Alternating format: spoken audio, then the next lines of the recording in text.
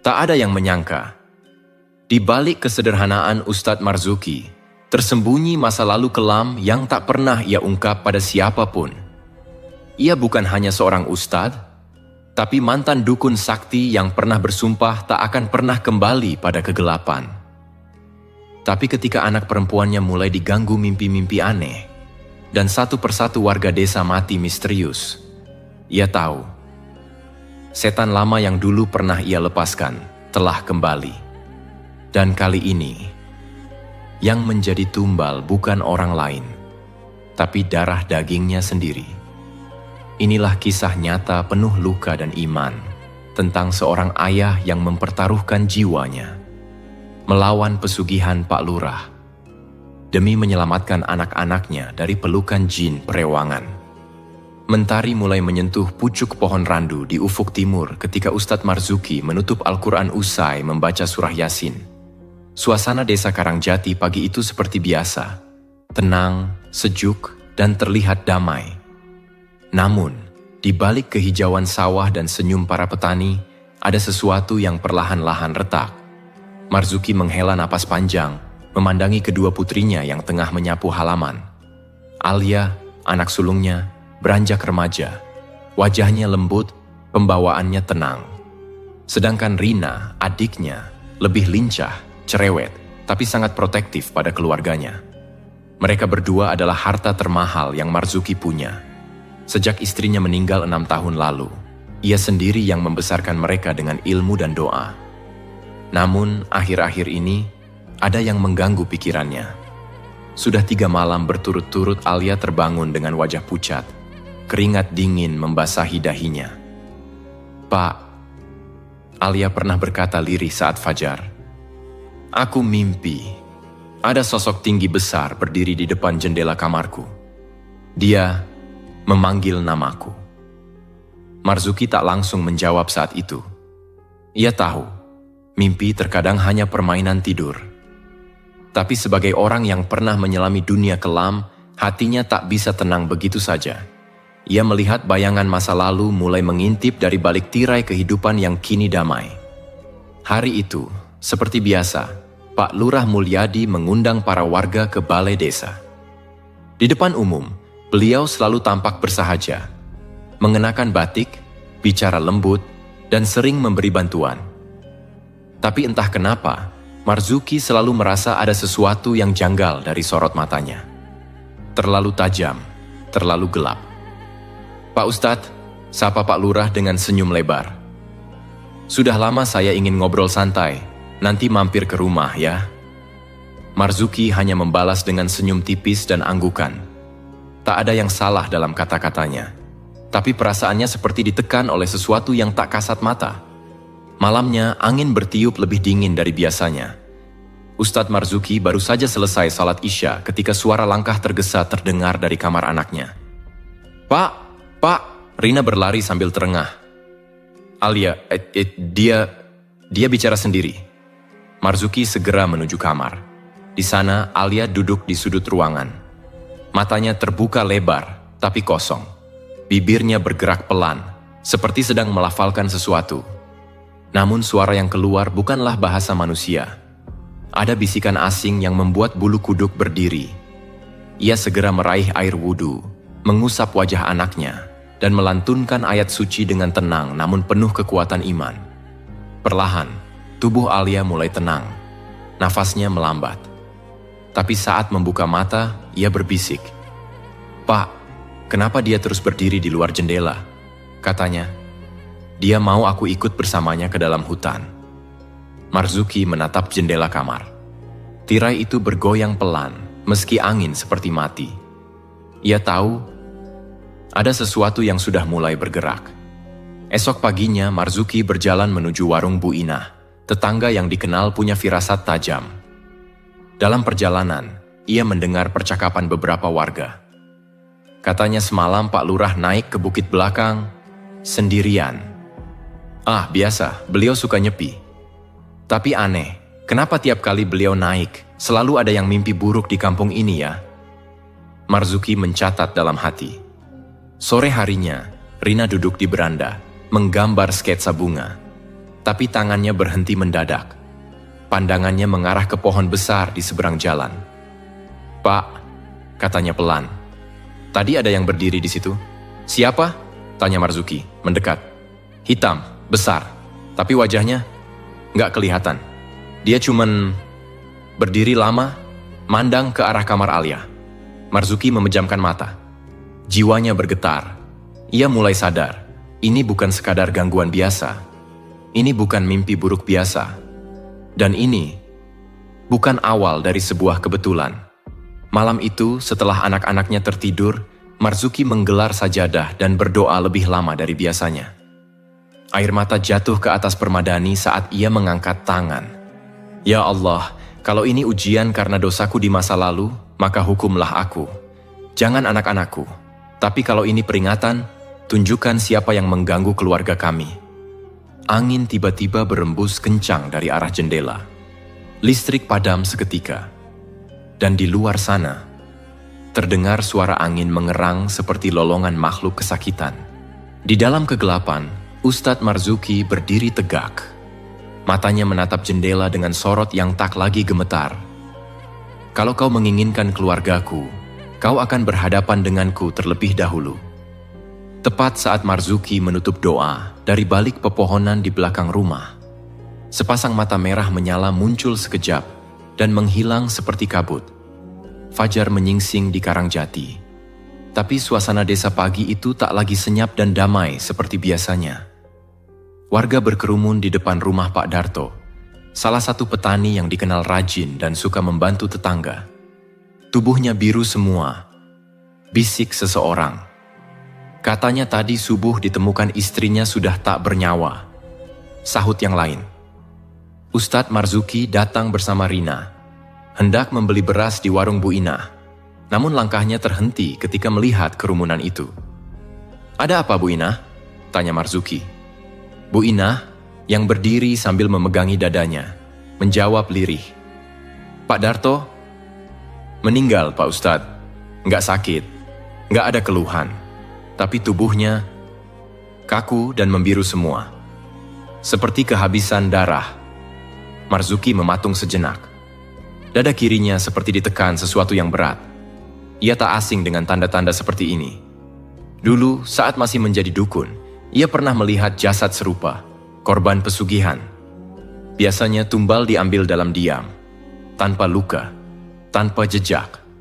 "Semalam, aku dengar suara gamelan dari arah bukit," tambah Bu Inah pelan. Suaranya nyaris bergetar. Padahal tak ada hajatan, bahkan bulan pun tertutup kabut. Di rumah, Alia masih pucat. Ia tak banyak bicara pagi itu, hanya diam di depan cermin sambil memandangi wajahnya sendiri. Rina, yang mulai gelisah, mendekatinya. "Kak," panggil Rina. "Kamu mimpi lagi?" Alia menoleh perlahan. "Iya, tapi kali ini, aku nggak mimpi."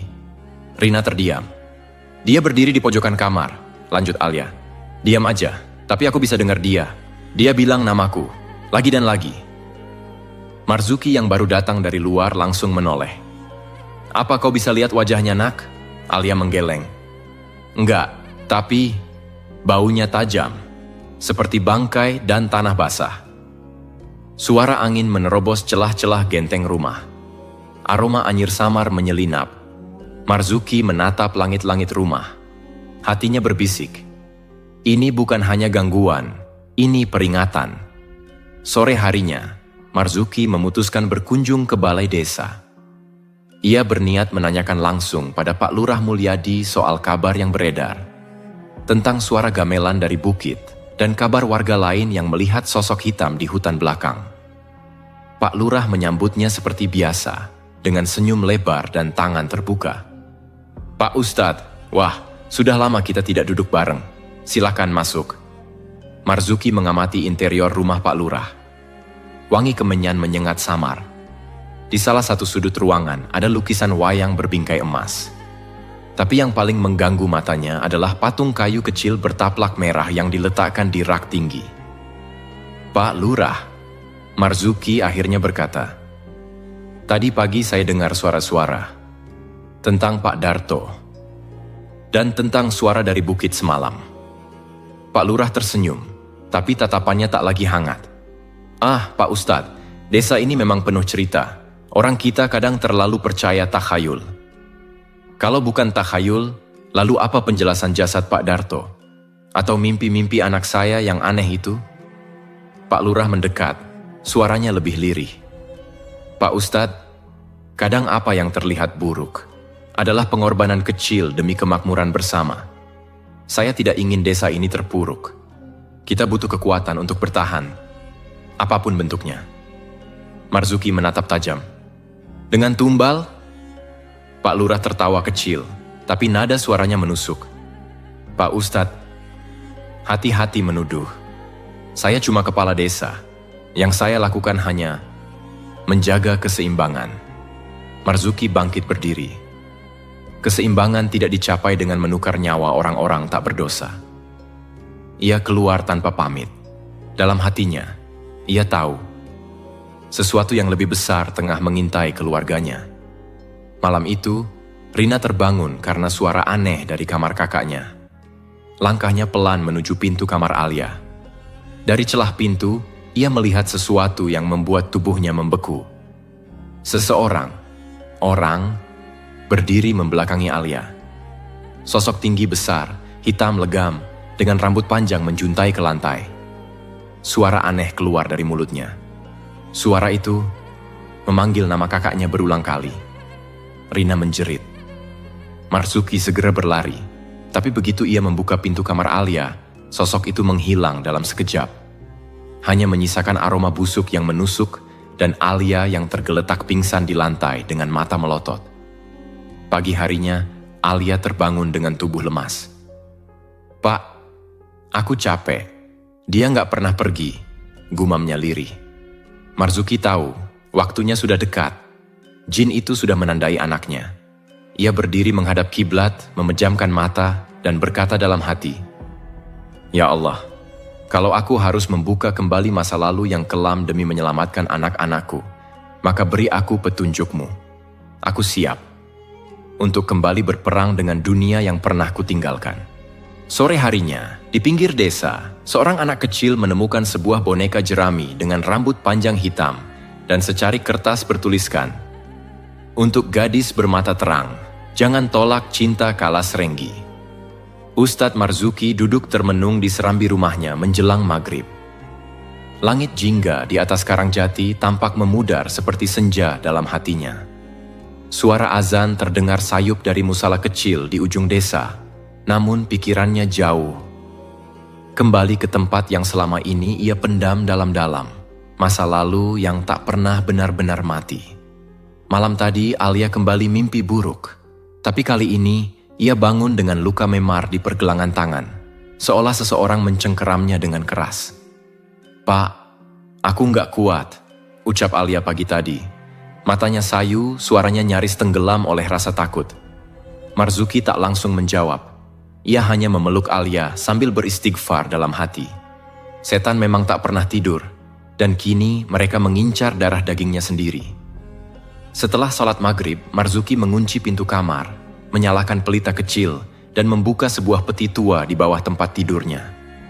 Di dalamnya tersimpan beberapa kitab kuning, tasbih kayu, dan selembar kain putih penuh noda darah kering.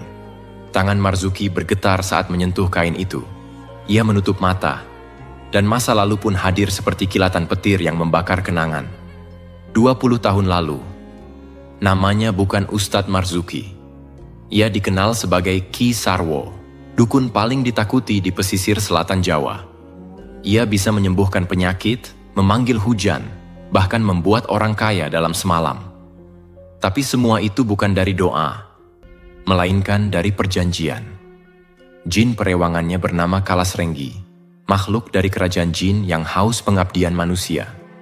Kalas Renggi memberinya kekuatan dan kejayaan, dengan syarat darah manusia sebagai imbalan. Marzuki muda kala itu haus kekuasaan. Ia tertawa ketika melihat lawannya tumbang, bertekuk lutut pada kekuatannya.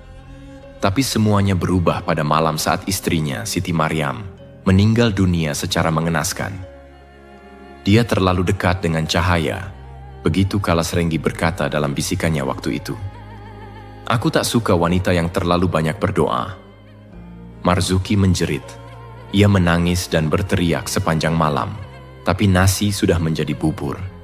Ia telah menyerahkan terlalu banyak pada kegelapan, dan kini bayaran itu menuntut nyawa orang yang paling ia cintai.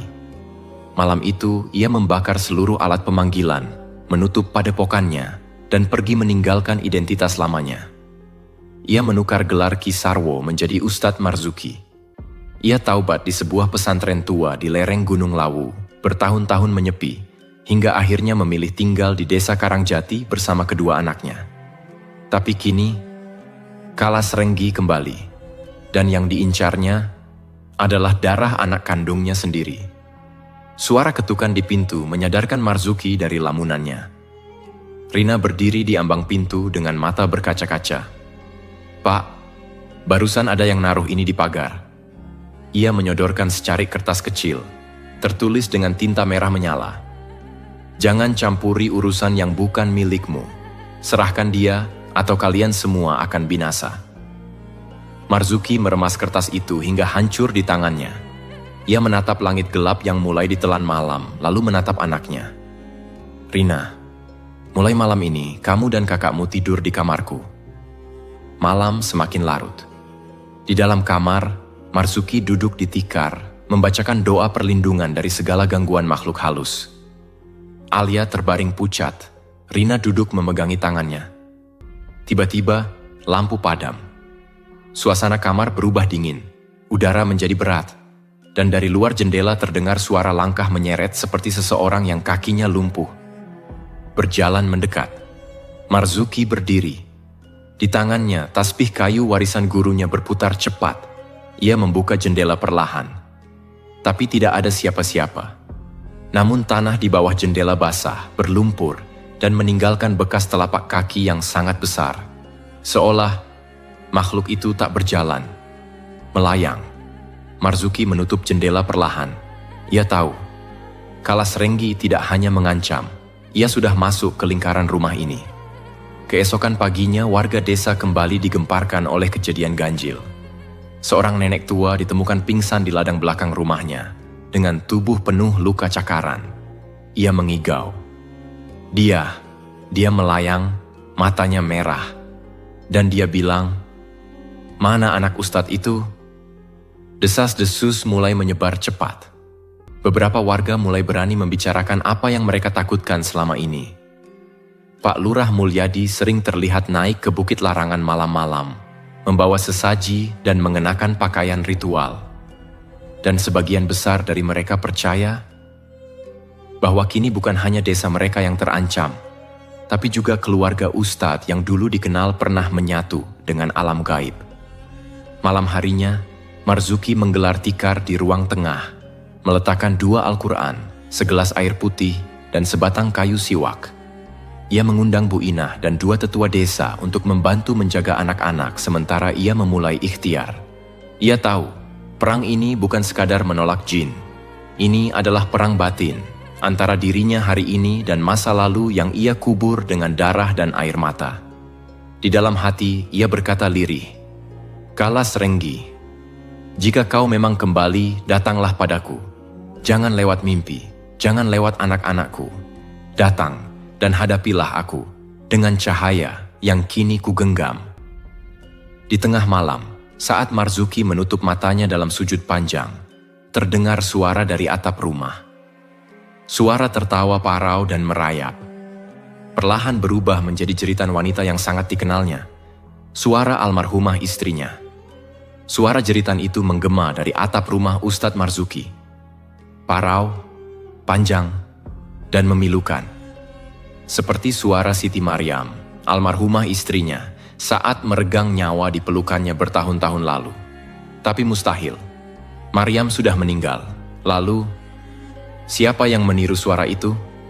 Marzuki membuka matanya dari sujud. Tubuhnya dingin.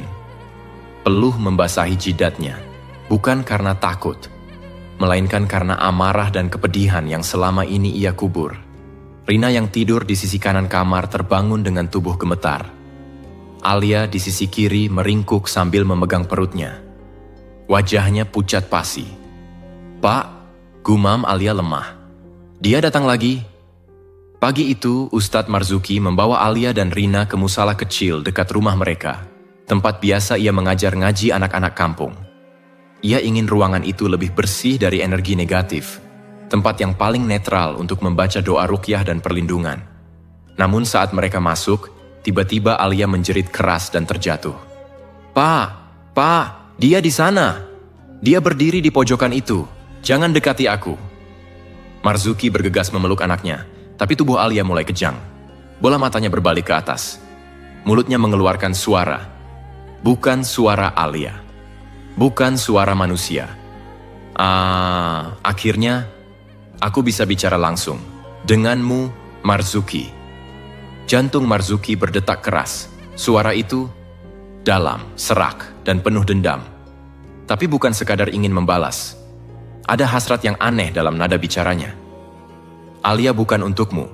Balas Marzuki tenang, mulai membaca ayat-ayat perlindungan. Dia anakku, bukan milik siapapun, kecuali Allah. Makhluk itu tertawa melalui tubuh Alia. Dia, cantik, suci, darahnya harum. Dia milikku. Aku menginginkannya, bukan sebagai tumbal, tapi pendampingku. Marzuki berhenti membaca. Keningnya berkerut. Pendamping? Aku mencintainya. Aku ingin dia hidup bersamaku. Di alamku. Di tempatku. Takkan kuambil jiwanya, cukup tubuhnya. Dan jiwanya, perlahan, akan menjadi milikku juga. Alia tiba-tiba tersentak keras, lalu pingsan. Sore itu, kabar tentang kerasukan Alia menyebar cepat ke seluruh Karangjati. Warga mulai resah. Mereka mulai menghubungkan kejadian-kejadian aneh belakangan ini dengan kehadiran sosok gaib di desa mereka. Bu Inah, yang dikenal punya kepekaan batin, datang membawa kabar tambahan. Pak Ustadz, semalam saya lihat Pak Lurah keluar dari rumahnya tengah malam. Dia bawa kendi merah dan kain kafan, jalan ke arah kebun belakang. Sendirian, tapi saya lihat ada sosok besar mengikuti dari belakang. Matanya merah menyala. Marzuki tak menjawab, tapi hatinya sudah menebak. Jin itu bukan sekadar peliharaan Pak Lurah. Ia telah memiliki kehendak sendiri. Malam hari, Marzuki menyelidiki kembali kamar Alia.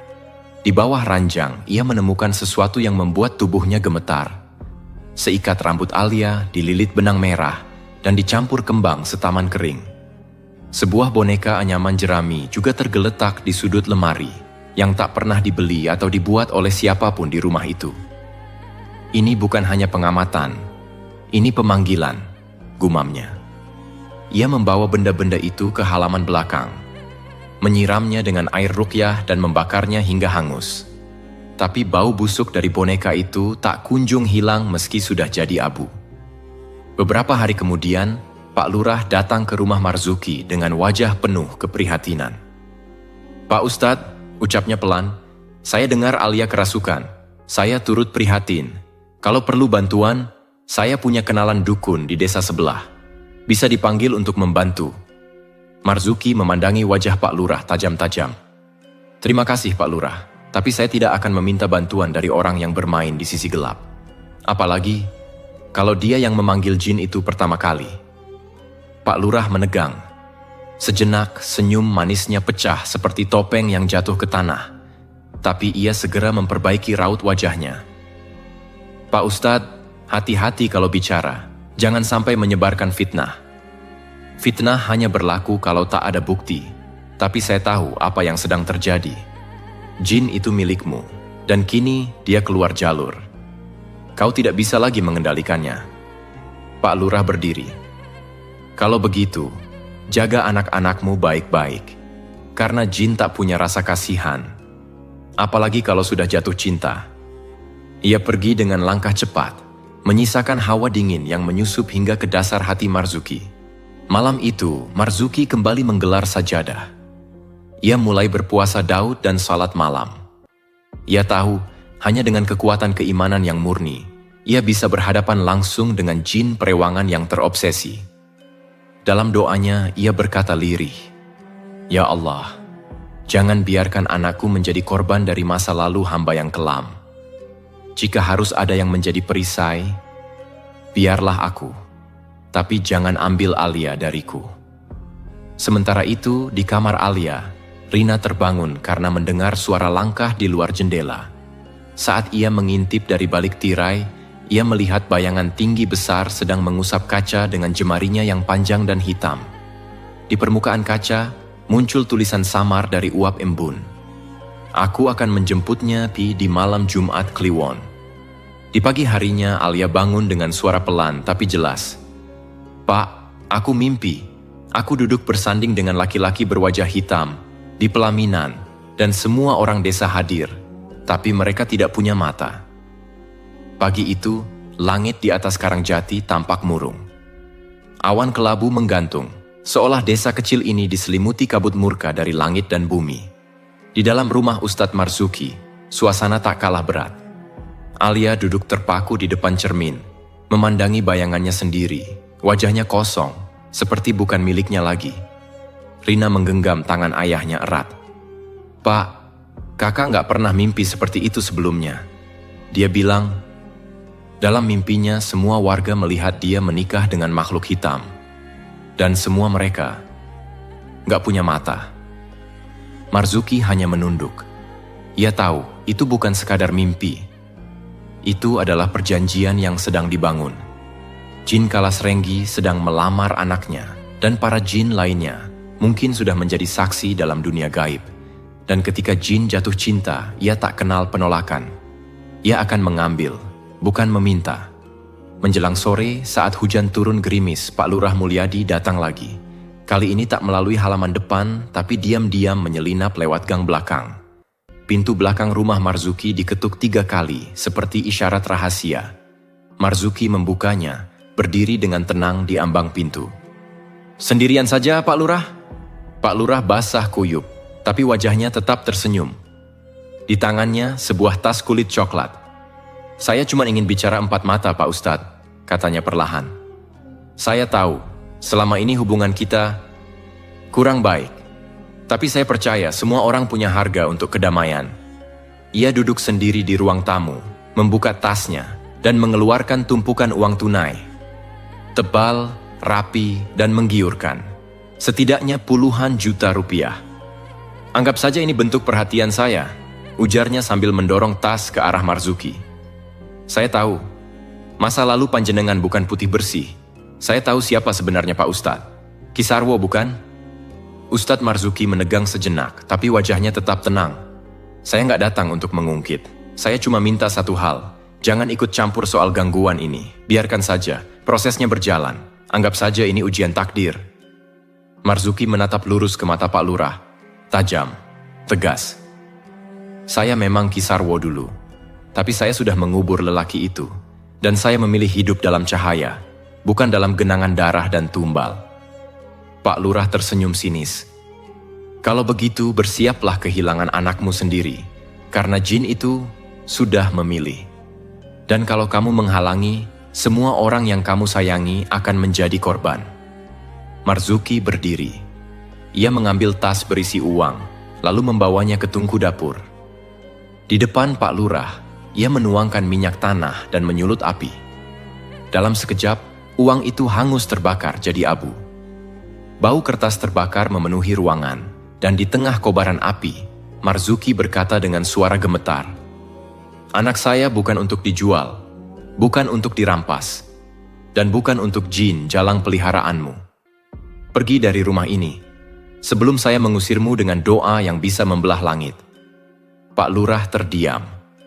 Untuk pertama kalinya, ia tak tersenyum. Matanya menyipit, menatap dalam. Lalu ia berkata pelan, "Jangan salahkan saya. Kalau mulai malam nanti, rumah ini tak lagi jadi tempat yang aman." Ia pergi tanpa menoleh. Tapi langkahnya meninggalkan jejak dingin yang merayap hingga ke jantung rumah. Malam itu, suasana rumah Marzuki makin menegang. Rina sulit tidur, Alia sering mengigau dalam tidur. Dan di halaman belakang, ayam-ayam milik tetangga mendadak mati satu persatu. Lehernya terputus, tanpa jejak cakaran atau luka. Hanya bekas lendir hitam yang lengket di sekitar kandang. Jam 2 dini hari, terdengar suara seperti rantai diseret dari atap. Rina terbangun. berteriak. Ketika Marzuki menengok keluar jendela kamar, ia melihat sosok hitam besar sedang berdiri di atas genting, menatap langsung ke arahnya. Matanya merah menyala. Tubuhnya seperti asap pekat yang menghitamkan langit malam. Marzuki mengangkat tangan, membaca ayat kursi dengan suara lantang. Tapi sosok itu tertawa. Suaranya menyerupai tangisan bayi bercampur raungan harimau. Lalu, ia menghilang seperti ditelan malam. Esok paginya, Pak Lurah tak terlihat di kantor desa. Warga mulai resah. Desas-desus tentang pesugihan mulai mengalir deras, seperti air dari genting bocor yang tak bisa ditampung. Bu Inah mendatangi rumah Marzuki, berbisik sambil gemetar. Semalam saya dengar suara orang tertawa. Dari dalam tanah, Pak Ustadz, di halaman belakang rumah saya, tanahnya mendadak retak. Marzuki hanya mengangguk. Ia tahu, ritual besar sedang disiapkan. Jin Kalasrenggi sudah tak sabar lagi. Menjelang malam, Alia kembali mengalami kerasukan. Kali ini tubuhnya kaku, matanya membelalak, dan suaranya berat seperti pria dewasa. Kamu menolakku, maka aku akan mengambilnya. Malam Jumat Kliwon, waktuku telah tiba. Tak ada yang bisa menghentikanku. Bahkan, langit pun akan diam melihatku membawa dia pergi. Alia lalu terjatuh, napasnya berat. Tubuhnya dingin seperti batu. Marzuki merangkulnya, menatap wajah putrinya dengan mata berkaca-kaca. Tidak, Kalasrenggi. Kau boleh pernah menjadi perewangku, tapi sekarang aku musuhmu. Aku akan lawan kamu. Bahkan kalau aku harus bertarung dengan nyawaku. Malam kian larut. Di luar rumah, angin berhembus keras, membawa aroma kemenyan dan darah. Rumah-rumah warga mendadak gelap. Anjing-anjing melolong tak henti.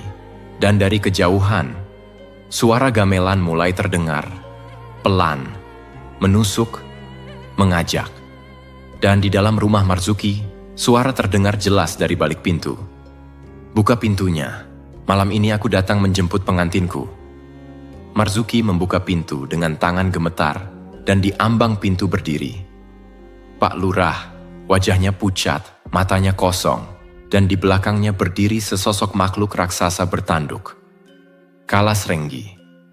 Pintu kayu tua itu terbuka perlahan, dan di ambangnya berdiri Pak Lurah Mulyadi, dengan wajah pucat seperti mayat.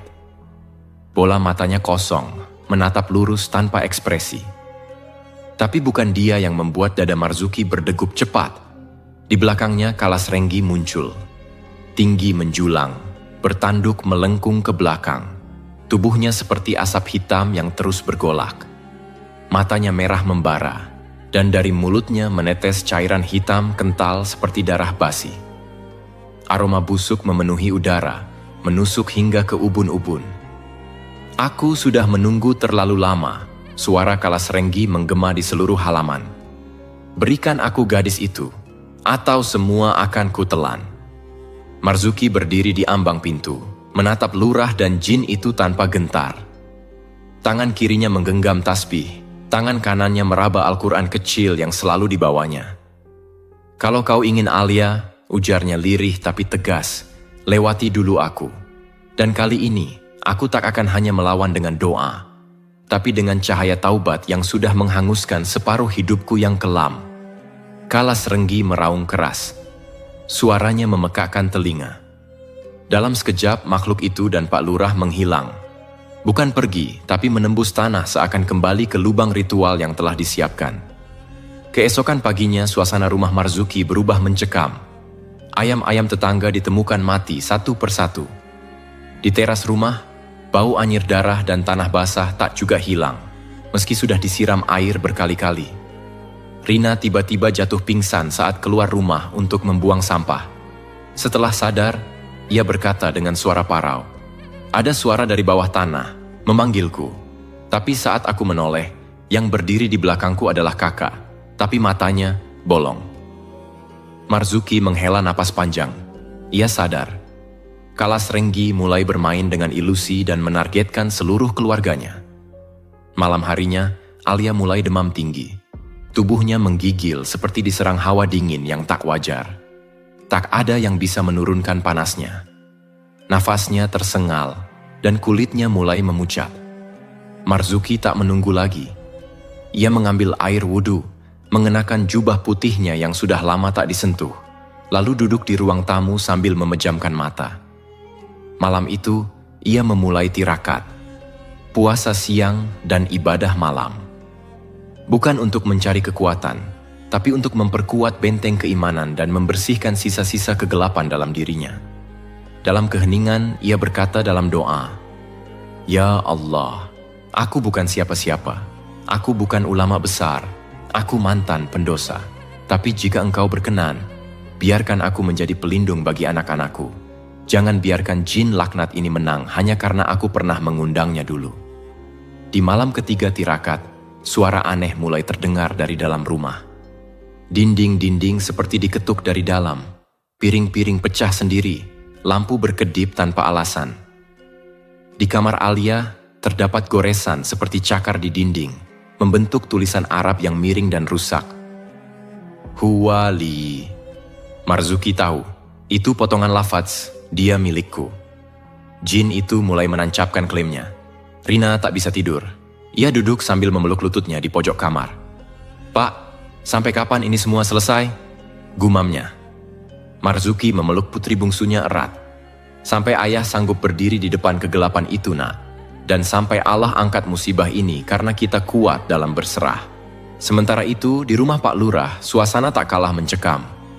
Beberapa warga yang biasa datang ke rumahnya mengaku melihat Pak Lurah duduk di ruang tamu sendirian sambil tertawa dan menangis bergantian. Matanya merah dan sesekali menyebut nama Alia berulang-ulang. "Dia tak bisa kutahan lagi," gumam Pak Lurah suatu malam. Jin itu ingin lebih dari sekadar kekayaan. Dia ingin istri. Ternyata, Kalas Renggi bukan sekadar perewangan. Ia telah menjelma menjadi makhluk rakus yang ingin hidup di antara manusia dengan mempersunting Alia sebagai pintu perjanjian baru. Dan bila itu terjadi, maka seluruh desa akan jatuh dalam kegelapan, karena Kalas Renggi akan menjadikan Karangjati sebagai tempat kekuasaannya. Malam menjelang Jumat Kliwon. Di langit, bulan tertutup awan kelam. Hujan rintik turun seperti air mata langit. Marzuki duduk di ruang depan, dikelilingi ayat-ayat Al-Quran yang ia baca tanpa henti. Tubuhnya lelah, matanya sembab, tapi jiwanya tegak. Ia berkata pelan pada Alia yang terbaring, "Nak, kalau nanti ayah harus melawan sendirian dan tidak pulang, jaga adikmu. Dan jangan pernah tinggalkan salat. Hanya itu senjata kalian jika ayah tak ada." Alia menitikkan air mata. Dalam bisiknya, "Pak, aku takut, tapi aku tahu, ayah bisa." Tepat pukul 2 dini hari, Marzuki berdiri di depan rumah. Ia menyalakan pelita, membawa tasbih, dan Al-Quran kecil yang telah menemaninya sejak bertobat. Dari kejauhan, suara gamelan mulai terdengar. Pelan, merambat, seperti suara pernikahan, tapi aneh dan menyesakkan. Dan dari jalan desa, sosok berjubah merah melangkah. Pak Lurah kini kerasukan sepenuhnya. Di belakangnya Kalas Renggi muncul sepenuhnya. Tubuhnya membesar, lebih nyata, lebih kuat dari sebelumnya. Wajahnya berubah-ubah, kadang manusia, kadang binatang, kadang wanita tua. "Ini malamku," teriak Kalas Renggi. "Berikan dia." Dan Marzuki menjawab lantang, "Aku tak akan biarkan iblis bersanding dengan darah dagingku. Kalau kau ingin perang, mari kita mulai sekarang." Dalam sekejap, tanah di sekitar rumah retak. Angin berputar kencang. Marzuki dan Kalas Renggi berdiri saling berhadapan, dan dari mulut jin itu meluncur bola api hitam ke arah sang ustadz, yang hanya berdiri memejamkan mata dan membaca surah Al-Baqarah. Bola api hitam yang meluncur dari mulut Kalas Renggi menghantam tanah hanya beberapa langkah dari tempat Ustadz Marzuki berdiri. Ledakannya menimbulkan bau gosong dan pusaran angin yang mengguncang pepohonan di sekitar rumah.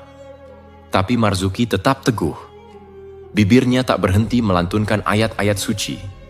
Cahaya dari pelita yang ia letakkan di depan rumah mendadak memanjang, memancar seperti pedang tak kasat mata yang membentengi seluruh rumah dari gangguan jin.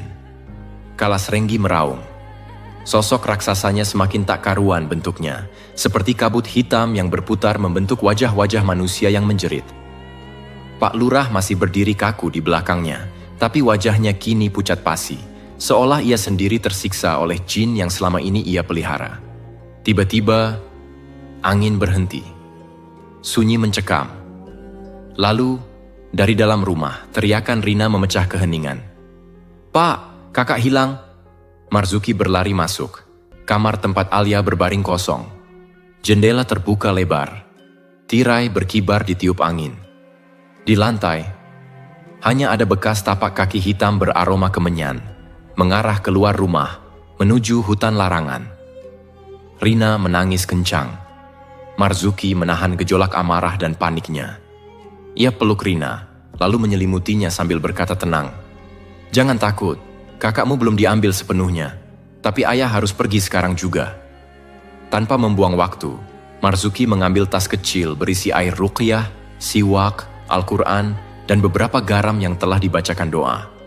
Ia mengenakan surban putihnya, lalu berangkat menuju hutan larangan di belakang balai desa, tempat di mana rumor mengatakan Pak Lurah sering melakukan ritual pesugihan.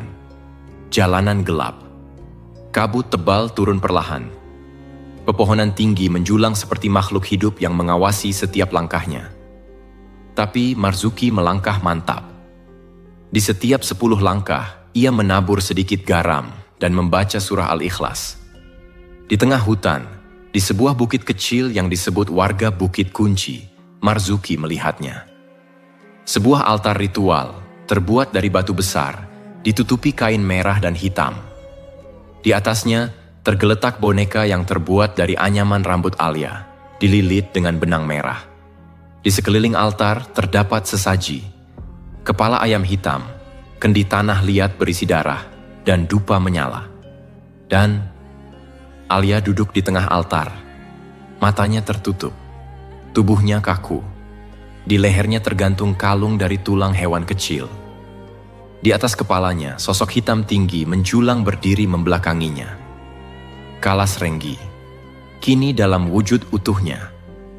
"Terakhir kali kau memanggilku di tempat seperti ini, kau meminta kejayaan," gumam Kalas Renggi tanpa menoleh. "Kini kau datang untuk menghentikan pernikahanku." Marzuki menatap tenang. "Aku datang bukan karena aku kuat, tapi karena aku telah menyerahkan seluruh jiwaku pada cahaya, dan cahaya tak akan pernah bersujud pada bayangan hitam sepertimu." Kalas Renggi tertawa pelan. "Tapi dia mencintaiku. Lihat wajahnya. Tenang. Damai. Dia sudah tak membutuhkanmu."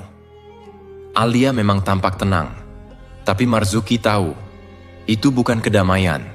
Itu adalah jebakan hipnosis gaib, trans yang membutakan hati.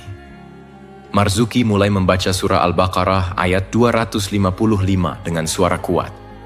Getaran suaranya menggema ke seluruh hutan. Daun-daun berguguran. Api dupa padam. Udara mendadak berubah berat. Kalas Renggi meraung. "Berhenti!" Ia melompat ke arah Marzuki dengan kuku-kuku tajam mencuat dari jarinya. Tapi sebelum jin itu menyentuhnya, Marzuki menghamburkan air ruqyah ke arah wajah Kalas Renggi. Asap tebal mengepul dan suara jeritan memenuhi udara. "Aku pernah menjadi tuanmu, Kalas Renggi," teriak Marzuki. "Tapi kini aku adalah musuhmu atas nama Allah yang Maha Esa." Tanah tempat altar berdiri mendadak retak.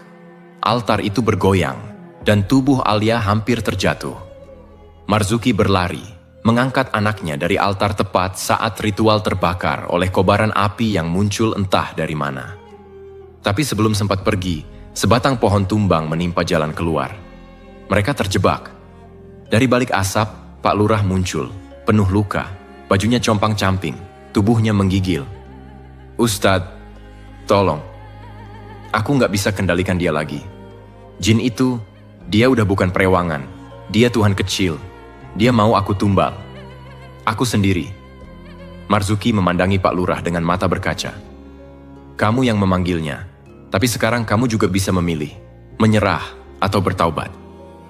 Pak Lurah menangis. Tapi sebelum ia sempat menjawab, Kalas Renggi muncul lagi dari balik kabut. Tubuhnya lebih besar, lebih menyeramkan, dan kini matanya dua pasang. "Aku akan membawa semua jiwa malam ini." Marzuki menggenggam tangan Alia, dan dengan suara pelan namun jelas, Ia mulai membaca zikir yang diajarkan gurunya di pesantren. Zikir itu bukan untuk menyerang, tapi untuk menenangkan hati dan memanggil pertolongan Allah dengan sepenuh ikhlas. Dan tiba-tiba, langit terbuka sedikit. Cahaya bulan menembus awan, menerangi altar yang hancur. Suara Kalasrenggi melemah. Ia menjerit, mengecil, lalu menghilang seperti asap terbakar. Pak Lurah pingsan di tempat.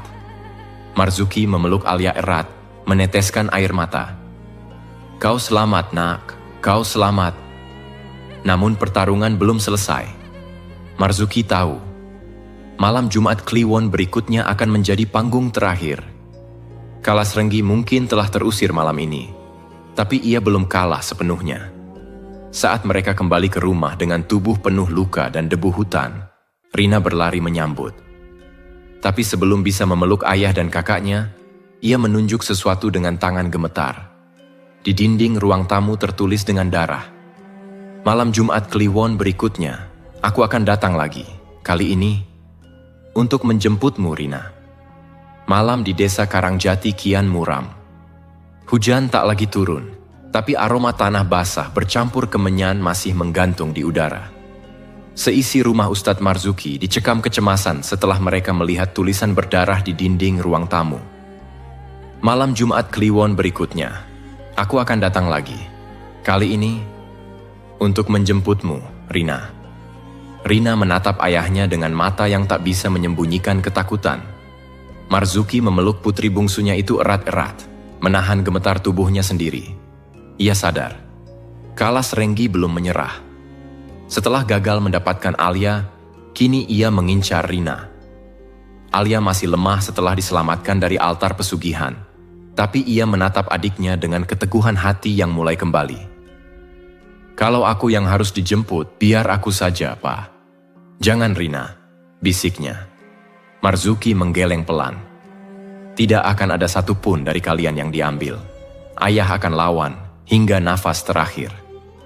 Selama 6 hari menjelang Jumat Kliwon, Marzuki mengunci diri di musala kecil miliknya.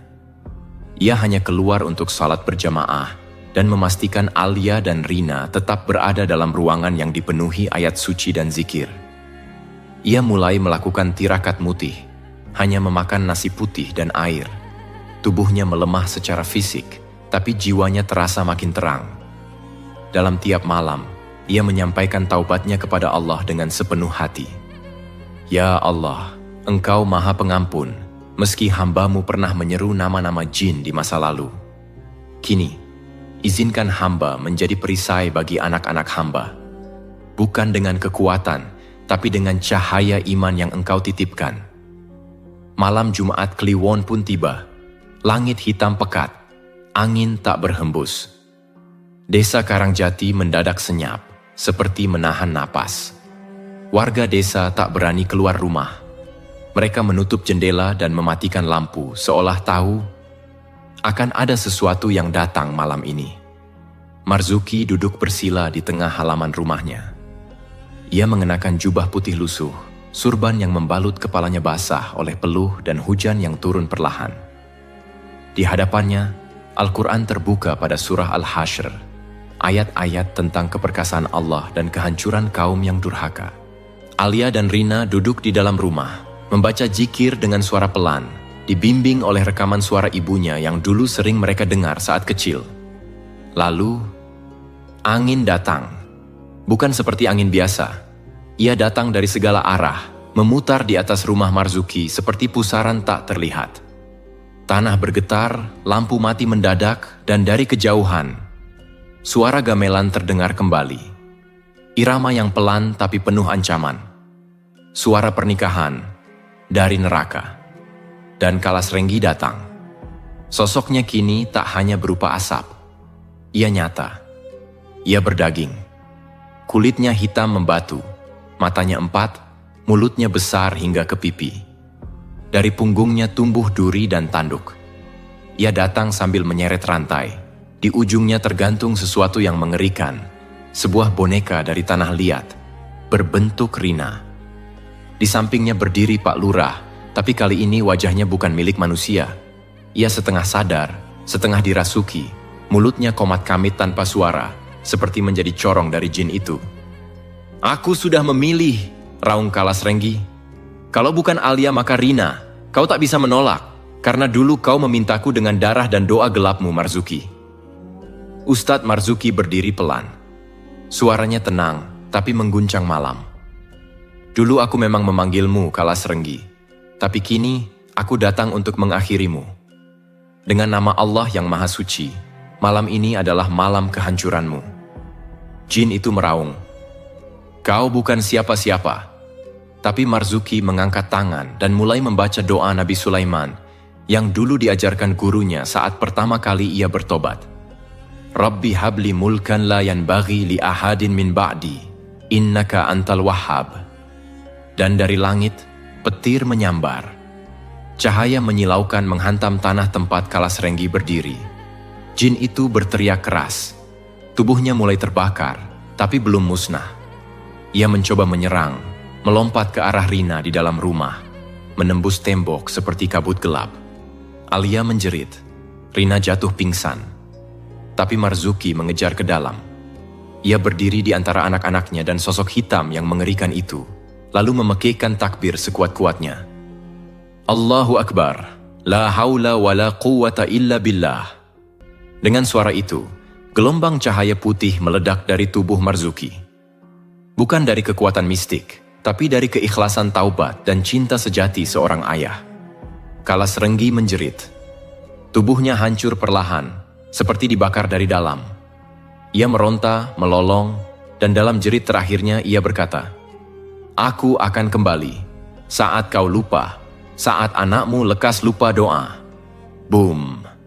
Sosok jin itu hilang. Rumah Marzuki kembali gelap, lalu sunyi. Pak Lurah terkapar di halaman dengan tubuh luka-luka, lalu pingsan tanpa daya. Alia dan Rina menangis sambil memeluk ayah mereka. Tubuh Marzuki gemetar, tapi ia masih sempat tersenyum. "Kita selamat, Nak. Kita selamat." Namun ia tahu, perjuangan belum selesai, karena iblis selalu menunggu. Bukan saat kita kalah, tapi saat kita lelah menjaga cahaya. Keesokan paginya, warga menemukan Pak Lurah duduk sendirian di pelataran balai desa, mengigau sambil menatap kosong, berkata berulang-ulang, "Dia bukan manusia, dia api. Aku tak punya kuasa. Dia menikah denganku, dia akan kembali." Pagi hari di Karangjati masih diselimuti kabut tebal, meski matahari sudah tinggi. Namun keheningan desa kini bukan lagi karena takut, melainkan karena trauma. Setelah pertarungan dahsyat malam Jumat Kliwon, kabar tersebar cepat. Pak Lurah ditemukan duduk linglung di pelataran balai desa. Tubuhnya dipenuhi luka bakar aneh, dan bisikannya tak berhenti menyebut, "Dia menikah denganku, dia akan kembali." Warga yang dulu hanya berani berbisik tentang pesugihan, kini mulai menyambung cerita yang selama ini mereka simpan. Kematian mendadak warga, ayam-ayam mati bergelimpangan, dan ritual-ritual malam di hutan, semuanya terang benderang kini. Tapi bagi Marzuki, belum saatnya bernapas lega. Di rumah kecilnya, Marzuki duduk termenung sambil membalut luka di pundaknya. Sisa-sisa pertarungan malam itu meninggalkan bekas, bukan hanya di tubuh, tapi di hati. Alia duduk tak jauh darinya. Wajahnya pucat. Tangannya terus menggenggam mushaf kecil yang diberikan ibunya semasa hidup. "Pak," katanya lirih, "aku masih bisa dengar suara itu. Dalam tidur, dia memanggil. Katanya, belum selesai. Katanya, aku masih miliknya." Marzuki memejamkan mata, menahan sesak yang menyeruak. "Ayah tahu," gumamnya. Kalas Renggi belum hancur sepenuhnya. Malam kemarin hanya mengusir tubuh kasarnya, tapi sisa kekuatannya masih bersemayam di dalam darah orang-orang yang pernah membuat perjanjian dengannya. Termasuk Pak Lurah. Di tempat lain, di sebuah ruangan gelap yang pernah digunakan Pak Lurah sebagai tempat ritual, cermin tua peninggalan leluhur retak tiba-tiba. Di balik retakannya, muncul bayangan wajah Pak Lurah yang tersenyum, tapi bukan wajah manusia. Di waktu yang sama, tubuh Pak Lurah kejang-kejang di puskesmas desa. Mulutnya berbusa, dan dari kulit lehernya keluar goresan-goresan seperti ukiran mantra. Perawat ketakutan, memanggil warga dan Marzuki. Tapi begitu sampai di sana, Marzuki hanya bisa menatap sedih. Dia mulai dimakan dari dalam, katanya pelan. Kalas Renggi tak lagi puas hanya dengan tumbal. Kini dia ingin tempat tinggal, dan tubuh Pak Lurah adalah pintu terakhirnya.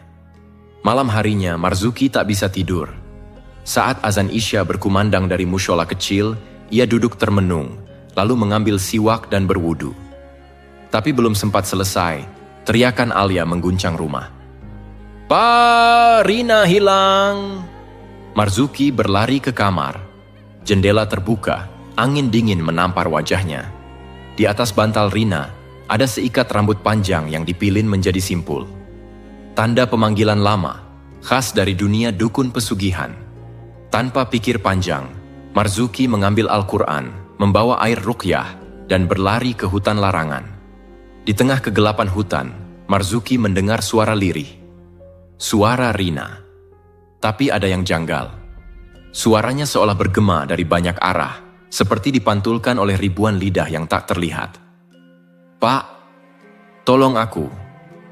Ia mengikuti suara itu hingga sampai ke gubuk tua tempat ritual pertama dilakukan. Tapi kali ini altar sudah berubah. Di atasnya berdiri patung batu setengah manusia setengah binatang, dan di hadapannya berdiri Rina, matanya kosong, mengenakan kain merah seperti pengantin. Dan di sampingnya, Pak Lurah. Tapi bukan dirinya lagi. Tubuhnya membengkak, wajahnya berubah-ubah, dan di dadanya terukir simbol aneh yang berdenyut seperti jantung hidup. Kalas Renggi telah bersatu dengan dirinya. "Kau terlambat, Marzuki," kata makhluk itu. Suaranya menggema, tak sepenuhnya berasal dari mulut manusia. "Rina sudah menjadi pengantinku. Lewat darah anakmu, aku akan kembali berwujud sepenuhnya." Marzuki melangkah maju. Luka di tubuhnya terbuka lagi, darah mengalir, tapi ia tak peduli. "Selama aku masih bernapas, tak akan kubiarkan satu helai rambut anakku menjadi milikmu." Dan ia mulai membaca zikir dengan napas tersisa. La ilaha illallah wahdahu la syarikalah, berulang-ulang. Setiap lafaznya meledakkan cahaya kecil yang menghantam tubuh makhluk itu. Kalas Renggi menjerit. Rina terdorong jatuh dari altar. Marzuki meraihnya, memeluknya erat, dan mulai membacakan ayat ruqyah sambil meneteskan air mata. Tapi Kalas Renggi menyerang, menerjang tubuh Marzuki dengan taring tajam dan kuku api. Marzuki terlempar beberapa meter. Darahnya muncrat. Ia jatuh, tubuhnya tak bisa digerakkan. Tapi di tangannya masih tergenggam mushaf kecil. Dengan sisa suara, ia membaca, "Hasbiyallahu la ilaha illa huwa, alaihi tawakkaltu wa huwa rabbul arsyil azim." Dan dari langit, turun cahaya. Seberkas cahaya putih menyilaukan menghantam tubuh Kalas Renggi. Raungannya mengguncang langit dan bumi. Tubuh Pak Lurah terbakar, jatuh tak bergerak. Jin itu meraung, mencoba bertahan, tapi zikir terus bergema di udara. Alia muncul di belakang, menggenggam tasbih ibunya dan berzikir bersamaan. "Ya Allah, lindungi ayah kami, lindungi adik kami." Cahaya itu makin terang, membakar tubuh Kalas Renggi hingga menjadi asap hitam dan menghilang untuk kedua kalinya. Saat semua selesai, Rina menangis di pelukan kakaknya. Marzuki masih tergeletak tapi sadar. Luka di dadanya dalam, tapi matanya terbuka. Penuh air mata. Dan senyum penuh syukur. Pagi harinya, kabar beredar cepat. Pak Lurah ditemukan tak bernyawa di hutan. Tubuhnya gosong seperti habis terbakar dari dalam. Tapi wajahnya damai. Seperti seseorang yang akhirnya terbebas dari ikatan terkutuk. Marzuki dirawat di puskesmas, dan seluruh warga Karangjati datang menjenguk. Mereka menangis, meminta maaf, dan bersumpah tak akan lagi diam terhadap kemungkaran. Sore itu, Marzuki duduk di teras rumahnya, mengenakan perban di bahu. Ia menatap langit sambil berbisik, "Ya Rabb, aku tahu, ini belum akhir dari semuanya. Tapi jika harus kutukar nyawaku untuk anak-anakku, aku siap. Karena cinta orang tua bukan hanya tentang hidup bersama, tapi siap mati demi menjaga mereka di jalanmu." Langit sore di Karangjati terasa lebih teduh dari biasanya. Angin berhembus pelan, membawa aroma tanah basah dan suara burung-burung yang kembali berkicau setelah sekian lama hening. Di beranda rumah sederhana itu, Ustadz Marzuki duduk bersandar di kursi kayu reyot. Lengan kirinya masih dibalut perban, napasnya belum sepenuhnya stabil, namun tatapan matanya kini tenang, penuh kepasrahan dan penerimaan. Di sisinya duduk Alia dan Rina, dua gadis belia yang telah melewati malam-malam penuh kengerian. Wajah mereka masih menyimpan sisa trauma, tapi sorot mata mereka memantulkan satu hal, iman. Hari itu, warga desa datang berbondong-bondong ke rumah Marzuki. Mereka tak hanya membawa makanan atau doa, tapi juga pengakuan. Pak Lurah Mulyadi telah dikuburkan siang tadi dengan sunyi. Tak banyak yang datang ke pemakamannya. Warga terlalu takut atau terlalu malu. Tapi kini mereka datang ke Marzuki membawa rasa bersalah yang menumpuk selama bertahun-tahun. "Maafkan kami, Ustadz," ucap seorang sesepuh desa sambil menangis. "Kami tahu, selama ini kami diam. Kami pura-pura tak tahu karena takut. Tapi setelah melihat sendiri apa yang terjadi, kami sadar dosa kami bukan hanya karena membiarkan pesugihan tumbuh, tapi karena membiarkan engkau melawan sendiri." Marzuki tersenyum lemah. Ia menatap mereka satu persatu. "Tak ada yang harus minta maaf pada saya," ucapnya lirih. "Kita semua diuji dengan cara berbeda, tapi yang penting kita tak terus tinggal dalam gelap." Ia menunduk sejenak lalu berkata, "Sudah saatnya saya bercerita. Bukan untuk membuka aib, tapi supaya kalian tahu, setiap orang punya masa lalu, dan setiap orang juga berhak punya masa depan yang bersih." Alia dan Rina menatap ayah mereka dengan mata membelalak. Selama ini mereka hanya tahu ayah mereka adalah seorang ustadz yang baik hati, sederhana, dan sabar.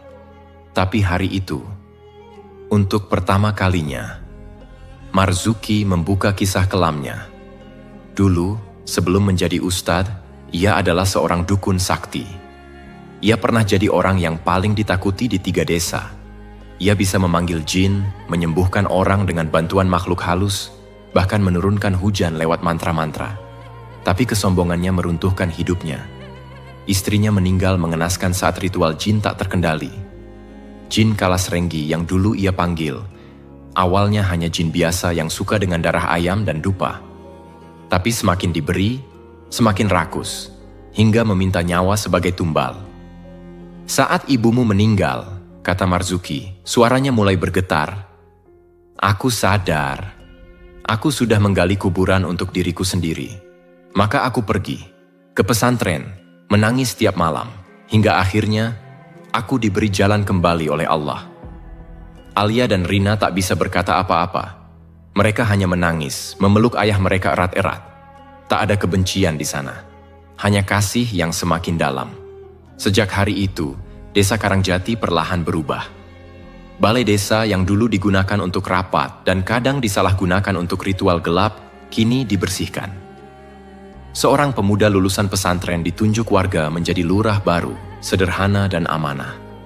Tempat di hutan yang dulu menjadi altar pesugihan dibersihkan, dan atas permintaan Marzuki sendiri, dijadikan tempat taman doa dan tempat zikir malam. Di sana, warga berkumpul tiap malam Jumat untuk membaca Yasin dan saling menguatkan. Agar tak ada lagi anak-anak yang diburu jin hanya karena kerakusan manusia, kata Marzuki waktu itu. Di akhir cerita ini, Marzuki duduk lagi di beranda rumahnya. Senja menggantung indah di langit barat. Alia sibuk membaca buku tafsir. Rina sedang belajar menulis puisi. Keduanya tumbuh menjadi gadis yang tabah dan semakin dekat pada agama. Marzuki menatap mereka dengan mata berkaca-kaca, lalu menatap langit. Dalam hatinya ia berbisik, "Ya Allah, aku tahu, dosa masa laluku tak akan hilang hanya karena satu pertarungan. Tapi jika engkau terima taubatku, maka biarkan anak-anakku tumbuh dalam cahaya, dan jadikan aku cukup kuat untuk terus menjaga mereka dari bayang-bayang masa laluku." Malam tiba, angin bertiup pelan, dan dari jauh, suara azan berkumandang dari mushola desa. Suara yang dulu seolah tenggelam oleh mantra pesugihan, kini menggema jelas di seluruh Karangjati. Dan di dalam hati semua orang yang pernah tersesat, seberkas cahaya mulai tumbuh kembali. Setiap manusia punya masa lalu, entah itu kelam, penuh dosa, atau pernah tersesat jauh dari cahaya. Tapi bukan masa lalu yang menentukan akhir hidup kita, melainkan keberanian untuk bertobat, bangkit, dan memilih jalan yang benar. Ustadz Marzuki pernah menyentuh titik tergelap kehidupannya. Tapi demi anak-anaknya, demi imannya, ia memilih kembali pada Allah dan berjuang hingga titik darah penghabisan. Dari kisah ini, kita belajar bahwa pesugihan bukan hanya menukar harta dengan tumbal, tapi juga menukar ketenangan dengan kutukan abadi. Dan seorang ayah sejati akan mempertaruhkan nyawanya bukan untuk kekayaan, tapi untuk melindungi anak-anaknya dari api neraka dunia dan akhirat. Semoga kisah ini jadi pengingat untuk kita semua, bahwa hidayah itu nyata, dan Allah selalu membuka pintu bagi siapapun yang benar-benar ingin pulang. Terima kasih telah menyaksikan kisah ini hingga akhir. Kami tahu, cerita seperti ini bukan hanya soal hiburan, tapi tentang hati, iman, dan perjuangan. Dari lubuk hati yang terdalam, kami ucapkan terima kasih kepada kalian semua yang sudah menonton, meresapi, dan mungkin bahkan menitikkan air mata. Semoga kisah Ustadz Marzuki dan kedua putrinya ini bisa menjadi cermin, bahwa dalam hidup, seberapa kelam pun masa lalu seseorang, ia tetap bisa memilih untuk menjadi cahaya. Dan semoga kita semua dijauhkan dari godaan dunia yang menyesatkan, serta senantiasa diberi kekuatan untuk menjaga keluarga dan iman kita. Sampai jumpa di kisah-kisah inspiratif berikutnya. Tak ada